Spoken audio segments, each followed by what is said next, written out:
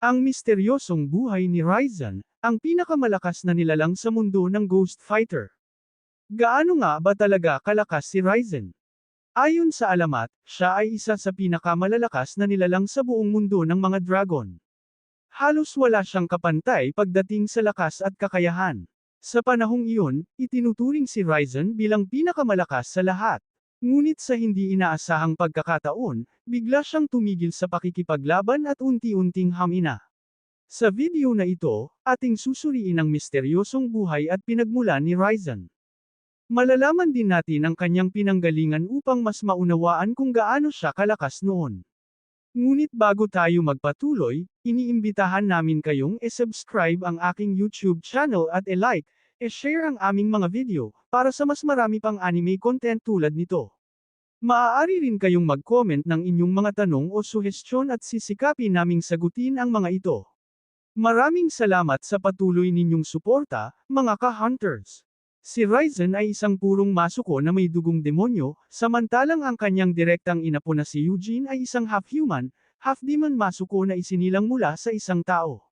Ang mga masuko ay kilala bilang sobrang bangis at napakalakas na uri ng demonyo, at itinuturing na pinakamalakas kahit sa Upper S-Class. Tandaan na ang Upper S-Class ang pinakamataas na antas ng kapangyarihan sa Spirit World. Ngunit ang lakas ng masuko ay higit pa rito, mas mataas pa kaysa sa karaniwang Mazoko, ang lahing pinagmulan ni Ryzen at Eugene. Sa parehong manga at anime, inilalarawan ang Mazoko bilang mga nilalang na sobrenatural at natatangi kahit sa mundo ng supernatural. Ang mga masuko ay madaling makilala dahil sa kanilang Masuko Mark, isang marka na kahawig ng tato ng kanilang tribo na lumilitaw sa iba't ibang bahagi ng kanilang katawan. Si Ryzen ay may Masuko Mark sa isang bahagi ng kanyang mukha at sa kanyang panga, na mistulang permanenteng tato. Makikita ito sa anime tuwing siya ay nag-charge ng kapangyarihan. Samantala, si Eugene ay nagtataglay ng mas maliwanag na D-mark na kumikislap sa kanyang mukha, likod, mga braso, at itaas na bahagi ng kanyang katawan. Ang kanilang orihinal na anyo ay tinatawag na demonic form. Sa unang pagkakataon na nagbago ang anyo ni Eugene, siya ay tuluyang naging masuko. Noong kontrolado ni Ryzen si Eugene sa laban nila laban kay Sensui, ang masuko atavism ni Eugene ay napalitan ng mismong espiritu ni Ryzen. Muling ginamit ni Eugene ang masuko form sa kanyang laban kay Yumi, matapos palakasin ni Ryzen ang kanyang fighting spirit sa pamamagitan ng pagbibigay ng panloob na lakas at gabay. Ang kapangyarihang dulot ng pagiging masuko ay tunay na kahanga-hanga. Malaki ang itinaas ng lakas at bilis ni Eugene sa paggamit nito, dahilan upang malampasan niya si Sensui, na isang Class S fighter. Sa kanyang masuko form, nagawa niyang talunin kahit ang masuko ng Makai. Nagkaroon din si Eugene ng kakayahang gumamit ng demon energy sa halip na spirit energy, upang lumikha ng mas malakas na bersyon ng Spirit Gun, na tinatawag na Demon God, at ang pinakabuong teknik nito na Demon God Mega. Mayroon din siyang mas malakas na anyo ng Spirit Punch, na tinatawag na Demon Punch.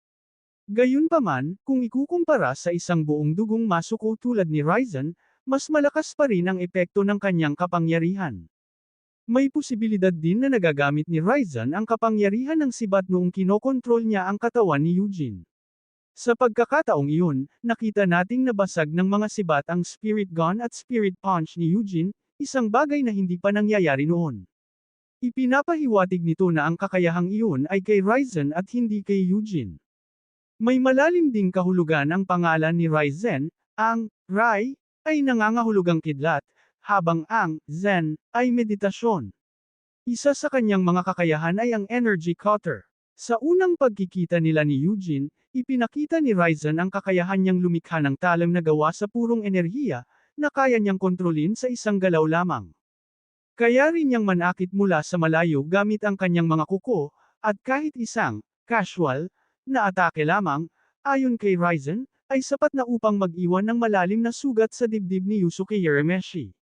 Isa pa sa kanyang kakayahan ay ang Pure Palm Rush. Sa isang eksenang puno ng galit, hinawakan ni Ryzen ang mukha ni Eugene at itinulak siya sa pader, sabay pagbuga ng napakalakas na berdeng enerhiya na winasak ang paligid, lupain, at malalaking tipak ng bato, habang halos madurog ang ulo ni Eugene sa kanyang mahigpit na hawak.